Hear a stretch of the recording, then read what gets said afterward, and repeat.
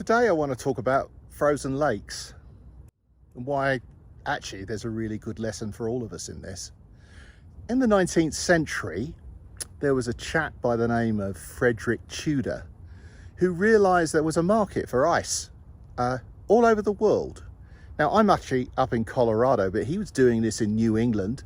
And what he would do is he would go to frozen lakes in the winter in New England, have men saw the ice out and transport it all around the world. To give you an idea of how far it went, initially he had a lot of failure actually with it because he was sending it down the east coast of the US. In fact, one shipment rather famously got as far as New Orleans, and they didn't know what to do with the ice once it got there, so they put it in a salt house where you would put salted meats, and needless to say, salt and ice didn't exactly do well. So he lost money for years, but over a period of time he worked out how to pack it with sawdust and saw it into cubes, and this ice went all over the world. In fact, there was a store on the Strand in central London that used to have a cube of it, apparently about a cubic meter or cubic yard of ice, and they would hang a newspaper behind it to show how pure the ice was.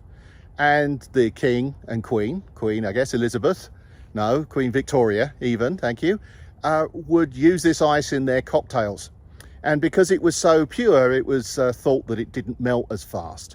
Now, this ice went everywhere, right? Not only did it get to London, it got as far as India, it got as far as even Australia, because apparently there's no ice between New England and Sydney, Australia. But anyway, people used it.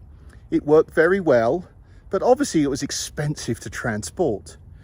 Now, what happened next was that some folks worked out how to make ice in factories using chemistry, doesn't really matter how, and Frederick Tudor and his entire ice building business, which by the way at one point was the 9th biggest part of the US economy, just to give you an idea of how big it was, it all went away. And people started making ice in factories, and those companies did very well between about 1900 to 1910 up to about the 1950s. And in fact, if you look at old movies, you can see ice boxes in places like New York, and the Iceman would come along with a pair of great big pliers basically and give you a block of ice, and you keep your milk in it, and off you went. And then they worked out how to do refrigeration at a small scale.